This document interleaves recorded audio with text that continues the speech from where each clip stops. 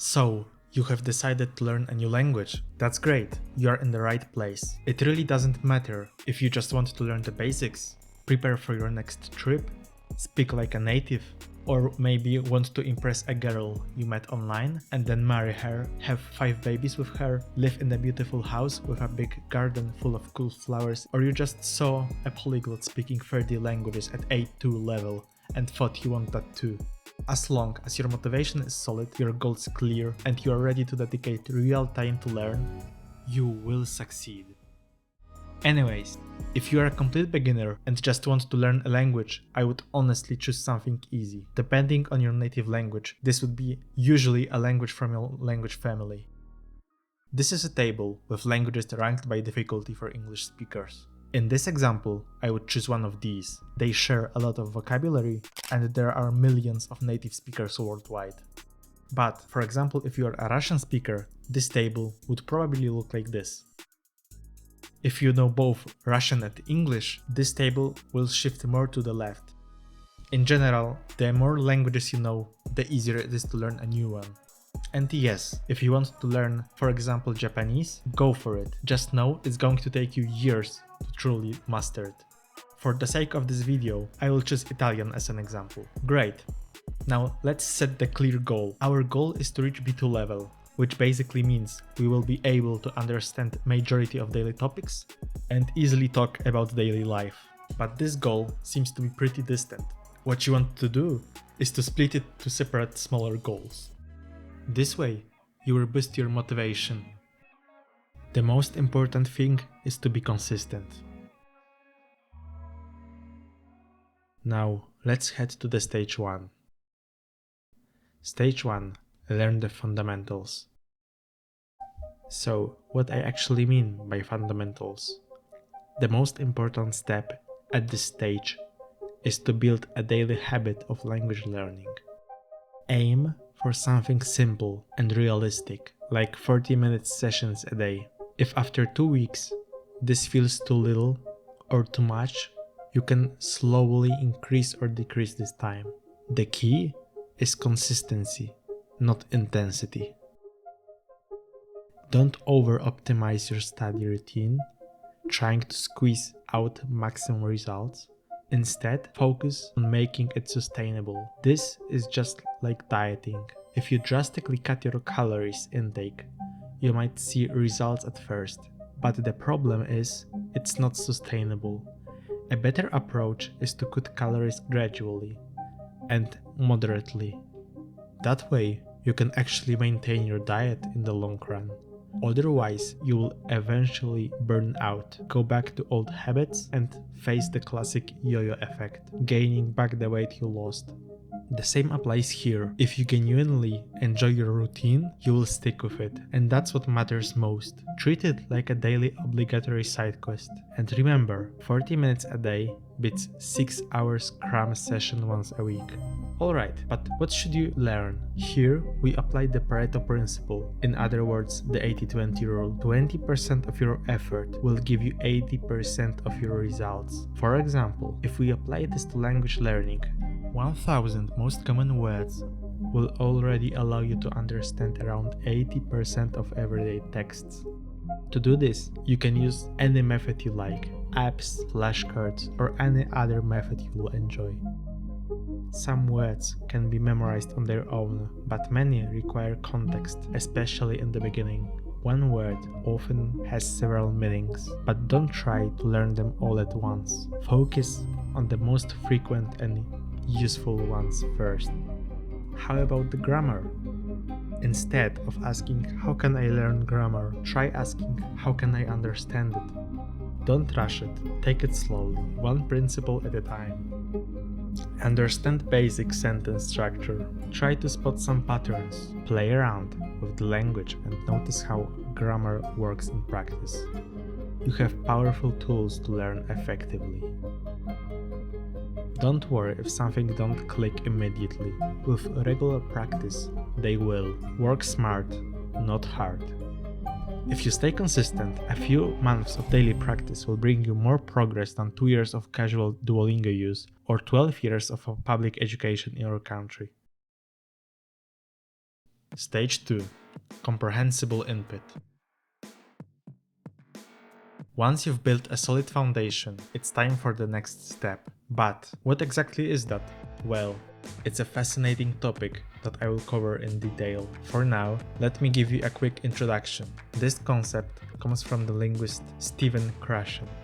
How do we acquire language? And I'd like to begin this discussion, this presentation, with an outrageous statement.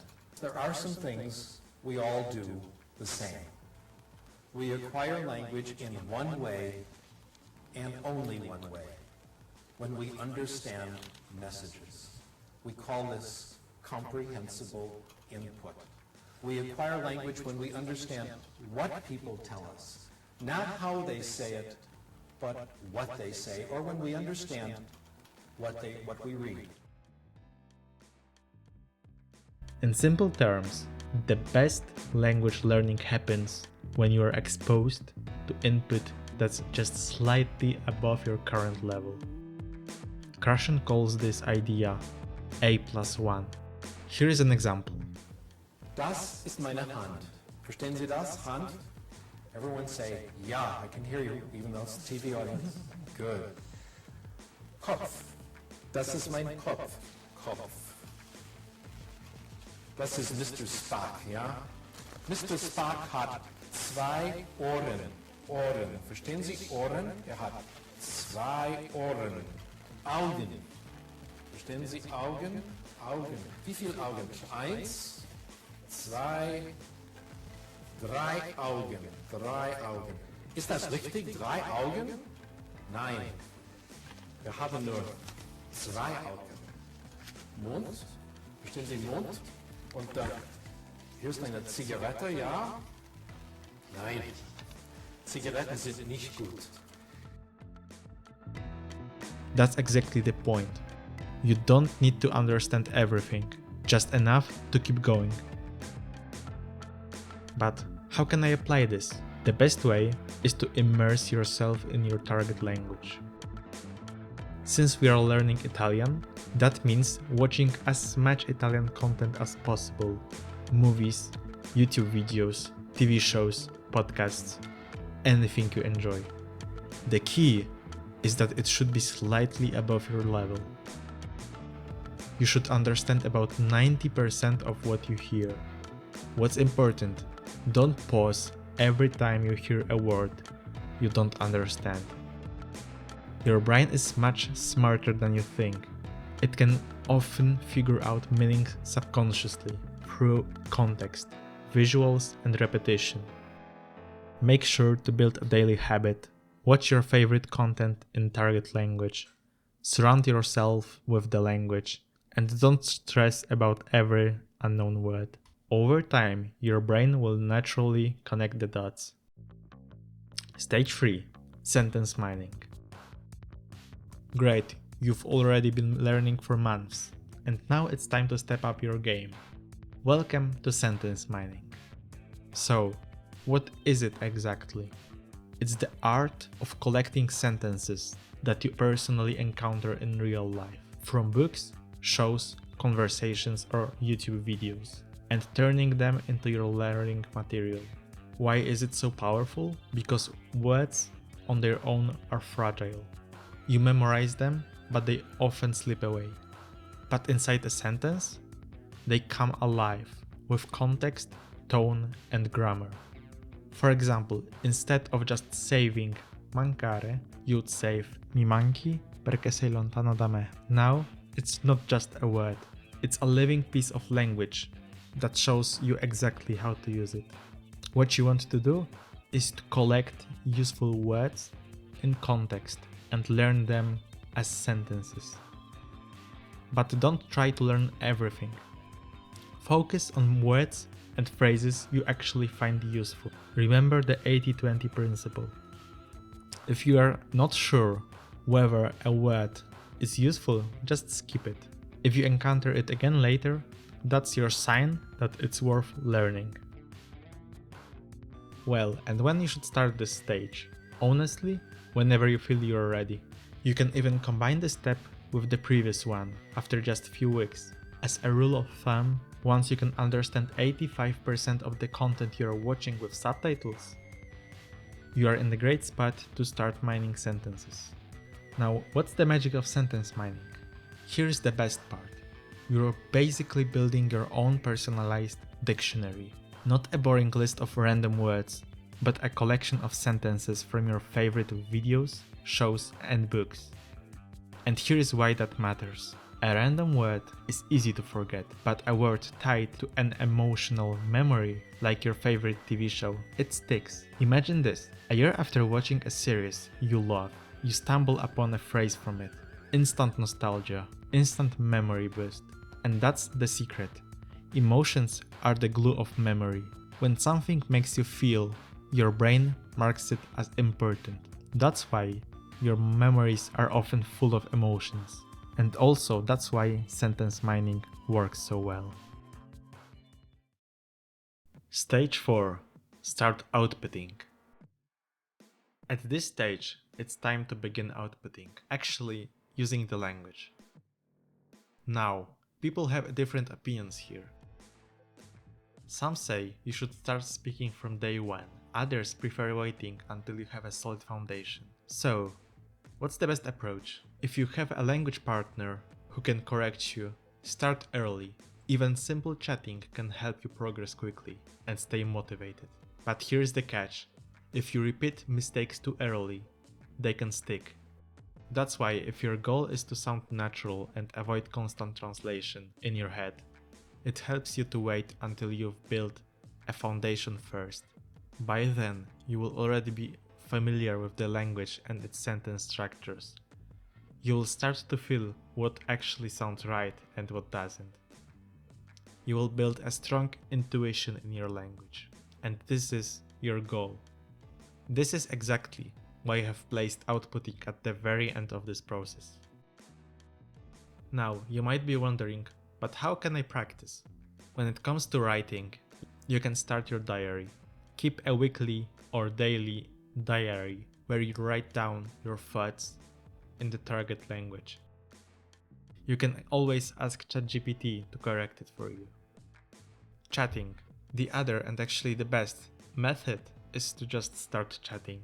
This is probably the most fun way. If native speaker corrects your mistakes, that's ideal. Long chats will boost your confidence and are a great step before speaking. By the way, when it comes to speaking, what you can do is start talking to yourself.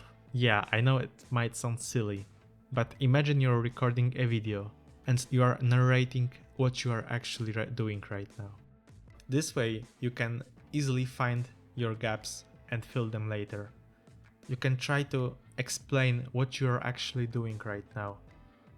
And if you spot that you don't know how to name a certain action, you can always add it to your dictionary. You can even take a walk and in your head try naming the things you see. Well, while thinking isn't really speaking, it still counts as outputting, as you're actually trying to retrieve the information you know somewhere in your head. What you can also do is record voice messages. If you have a friend, you can start recording voice messages. Talk about your daily life, your plans, or anything at all. This way, you use the language in real scenarios, and you don't need to worry about instant replies. You can think of your answer and reply only when you're ready. Probably the next step would be to start real conversations. Eventually, you can move to live chats and calls. Applications like HelloTalk, italki, or Tandem are perfect for this. You will not only speak, but also have to react quickly to what others say, which is exactly what you want. At first, speaking feels intimidating, but after just a few weeks of consistent practice, it becomes natural, just like every other step in your language learning journey. This is basically it. I tried to keep it simple, not overcomplicated, and show you a clear path to success in language learning. Now you will see why this guide is so powerful. For learning Italian, first, we learn the fundamentals. We found a pre-made deck with 1000 most common words in Italian. Then after learning it entirely and building grammar fundamentals, we shift most of our focus to immersion and watching a lot of Italian content. Within a week, we actually combine it with sentence mining. Now, why is this duo so powerful? In order to learn, you need words. Sounds obvious, right? But here's the trick. You can't just wait for them to appear. You have to go to the minds and dig them out. That's why immersion and sentence mining go hand in hand. Without immersion, you won't discover new words. Without new words, you will have nothing to learn. So the cycle feeds itself. Find new words, learn them, go back to immersion and repeat. Everything complements everything else. And that's exactly why it all works so perfectly, and it is perfectly sustainable in the long run. Of course, you don't need to follow everything step by step. Take the concepts you liked and adapt them into your own routine. In the end, what really matters is two things: consistency and enjoyment. I won't promise you will learn a language fast, but I can promise that if you stay consistent, your progress will be real and effective. Anyone can do this. It's not about talent, it's about using the right methods. So here's my advice. Just keep going and don't obsess over results every single day. Instead, only look back after your first 100 days. You will be amazed at how far you have come. I know I could have explained some parts in more detail, but then this video would have been 2 hours long. My goal here was to give you a roadmap for your language learning journey. If any part of this video intrigued you, I highly encourage you to explore it further on your own. And if there is one key message I want you to take away, it's this: stay consistent, build a daily habit of language learning, and don't treat mistakes as problems, but as lessons, and you will succeed. I will be sharing more about my own experiences and expanding on some of these topics I covered in this video very soon. Bye.